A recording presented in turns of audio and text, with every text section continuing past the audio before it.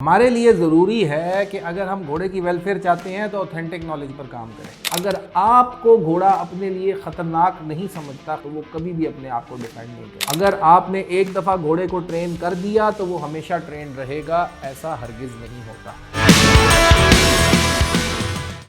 Ji, this is Ali Fawad, आपका horse riding coach. आज हम कुछ मिसकंसेप्शंस के बारे में डिस्कस करेंगे, वो गलतफहमियां जो घोड़ों के बारे में हमने फैला दी हैं। टिकटॉक कंटेंट जी, कुछ भी बोल दो। हमारे लिए ज़रूरी है कि अगर हम घोड़े की वेलफेयर चाहते हैं तो ऑथेंटिक नॉलेज पर काम करें। कुछ मिसकंसेप्शंस जो बहुत गलतुल आम घोड़ों के मुतालिक फैल चुके हैं, हम उनको डिस्कस करते हैं। Misconception number 1, all horses are same, यानी कि सारे घोड़े एक ही तरह के होते हैं। ये बहुत बड़ी मिसकंसेप्शन है, ऐसा कुछ भी नहीं। घोड़े डिफरेंट होते हैं अपने कद, अपने साइज के एतबार से, अपनी बनावट के लिहाज से और अपने टेम्परामेंट के लिहाज से। मिसकंसेप्शन नंबर 2, घोड़े सिर्फ फिजिकल एड को रिस्पॉन्ड करते हैं, फिजिकल ट्रेनिंग को रिस्पॉन्ड करते हैं। ये भी गलतफहमी है। घोड़े इमोशनल कनेक्शन से भी ट्रेन होते हैं, घोड़े ट्रीटमेंट से भी ट्रेन होते हैं। जैसा कि आप उनके साथ ट्रीट कर रहे होते हैं वैसा वो रिस्पॉन्ड कर रहे होते हैं। तो सिर्फ फिजिकल एक्टिविटी से घोड़े ट्रेन नहीं होते, यानी कि राइडिंग आप कर रहे हैं, विप्स इस्तेमाल कर रहे हैं या और फिजिकल एलिमेंट्स इस्तेमाल कर रहे हैं, घोड़ों को ट्रेन करने के लिए जरूरी नहीं। गलतफहमी नंबर 3, घोड़े का साइज घोड़े की परफॉर्मेंस के लिए जरूरी है। ये भी एक गलतुल आम है। गलत घोड़े का साइज इंपॉर्टेंट होता है कुछ स्पोर्ट्स के लिए, जैसा कि रेसिंग के लिए या जंपिंग के लिए,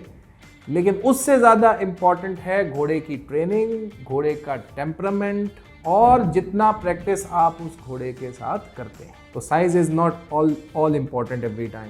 चौथी गलतफहमी, और ये तो बहुत ही बड़ी गलतफहमी, once train is always train. अगर आपने एक दफा घोड़े को ट्रेन कर दिया तो वो हमेशा ट्रेन रहेगा, ऐसा हरगिज नहीं होता। आप स्कूल्स में भी देखते हैं कि जब आप मैथमेटिक्स का कोई थ्योरम सीख लेते हैं तो आप उसको बार बार प्रैक्टिस करते हैं। इसी तरह घोड़े को लेकर भी जो भी ट्रेनिंग आप उसको एक दफा देंगे उससे उसकी फाउंडेशन तो बन जाएगी, लेकिन अगर आप उसकी प्रैक्टिस बार बार नहीं करेंगे तो घोड़ा अपनी ट्रेनिंग को भूल जाएगा। आगे आपको बार बार प्रैक्टिस करने की जरूरत है दो तरह से। Number 1 lunging, ground work, and number 2 flat work, जो आप घोड़े के ऊपर बैठकर राइडिंग स्कूल के अंदर परफॉर्म करते हैं। ये दोनों चीजें उस ट्रेनिंग को मेंटेन करने के लिए जरूरी है।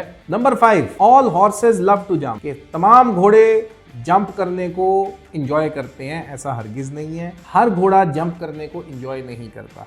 There are certain breeds over the period of time जो जंप करने को इंजॉय करती हैं। ऐसे घोड़ों को जिनका जंपिंग रिकॉर्ड है उनको उन घोड़ियों से ब्रीड किया जाता है जिनका जंपिंग रिकॉर्ड है, लिहाजा ऐसे घोड़े प्रोड्यूस किए जाएं जो जंप करने को इंजॉय करते हैं और ऐसे घोड़े अच्छे जंपर बनते हैं। छठी गलतफहमी, जो बड़ी ही इंटरेस्टिंग गलतफहमी है, कि आप बूढ़े घोड़े को, ओल्ड हॉर्स को ट्रेन नहीं कर सकते। ये बात भी बिल्कुल गलत है जी। घोड़े का सीखने का मैकेनिज्म एग्जैक्टली सेम है, चाहे वो नया घोड़ा है या बूढ़ा घोड़ा। फर्क सिर्फ इतना है कि अडॉप्ट करने की जो स्पीड है उसमें फर्क पड़ जाता है, दैट्स ऑल। नया घोड़ा कदरन जल्दी सीख जाता है, वही चीज बूढ़ा घोड़ा थोड़ा टाइम लगा के सीखता है। और आखिरी गलतफहमी कि हॉर्सेज आर डेंजरस, लेकिन घोड़े डेंजरस बिल्कुल नहीं है। Lion can be a dangerous animal, क्योंकि उसकी फितरत में है कि उसने अटैक करना। घोड़े की फितरत में अटैक करना हरगिज नहीं। घोड़े की फितरत में बुनियादी तौर पर अपने आप को डिफेंड करना है। अगर आपको घोड़ा अपने लिए खतरनाक नहीं समझता, खतरा नहीं समझता, तो वो कभी भी अपने आप को डिफेंड नहीं करेगा। ट्रेनिंग के साथ, इमोशनल कनेक्शन के साथ,